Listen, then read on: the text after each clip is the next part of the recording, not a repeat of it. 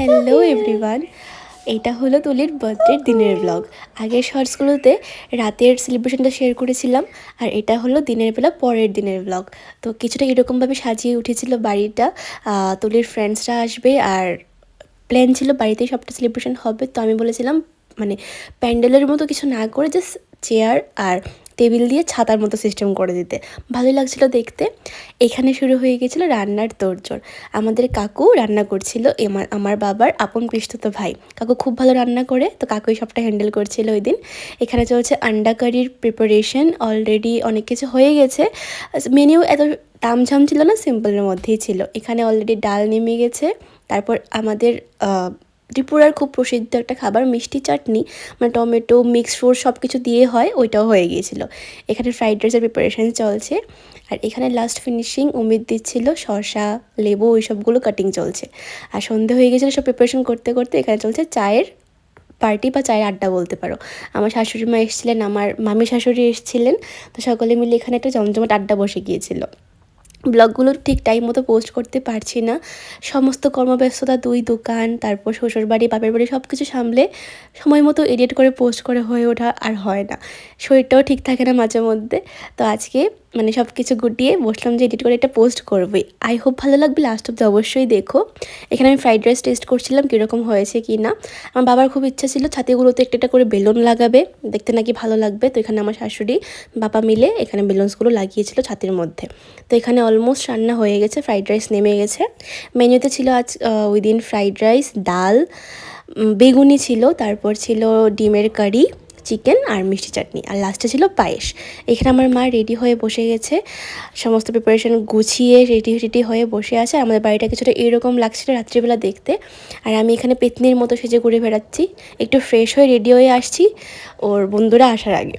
তো রেডি হয়ে গিয়েছিলাম হালকা, এখানে কিন্তু হালকা সেজেছি, কিন্তু ভিডিওতে অনেকটা বেশি লাগছে যে অনেকটা বেশি মেকআপ করে ফেলেছি। সিম্পল একটা ফ্রক পরেছিলাম, রেডি হয়ে গেছি। তো ওর বন্ধুরাও এসে গিয়েছিল ইতিমধ্যেই। আর আমি জাস্ট ভিডিও রেকর্ড করছিলাম, আর তুলে আমাকে টেনে নিয়ে গেছে ওদের সাথে পরিচয় করাতে। আমি ওদের সকলকেই আগে থেকেই চিনতাম। তো ডুগ্গু তো আমাদের আজকের স্পেশাল গেস্ট। তুলি আগে থেকেই মেনশন করেছিল ডুগ্গুকে নিয়ে আসতেই হবে। তো আমার শাশুড়ি মা আসার সময় ডুগ্গুকে নিয়ে এসেছিলো। তো এবার হলো কেক কাটিংয়ের পালা। কেক মেকার তো তুলি নিজেই, খুব ভালো অ্যান্ড খুব সুন্দর কেকটা বানিয়েছিল। আর তুলির কেক খেতে আমার বরাবরই খুব ভালো লাগে, যদি আমি মিষ্টি এতটা খাই না, বাট তুলির কেকটা আমার সবসময় খুব ভালো লাগে। তোমরা কমেন্ট করে অবশ্যই জানাবে কেকটা কীরকম লাগছিল। তো ফাইনালি কেক কাটিংয়ের পালা।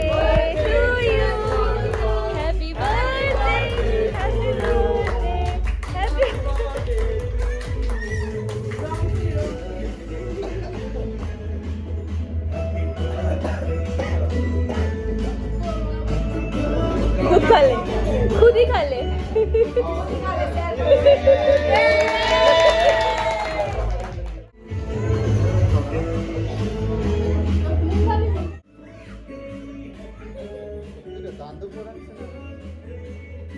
দান্তব্য তুলছিল।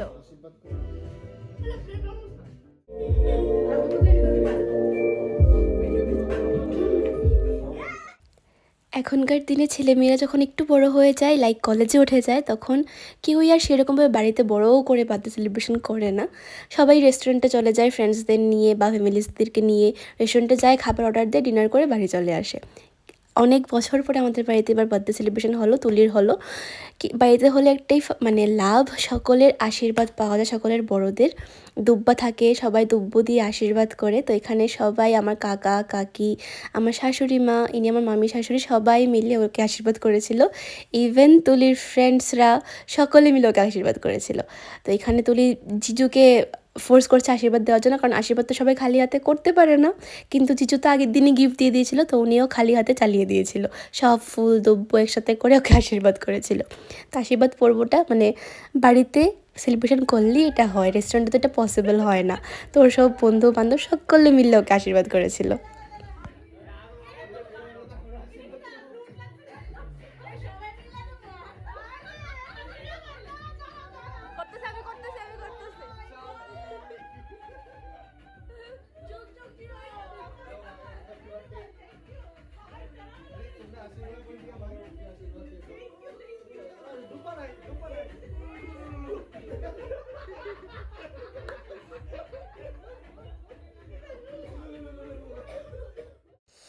আশীর্বাদের পর্ব মোটামুটি শেষ, এবার খাওয়া দাওয়ার পালা।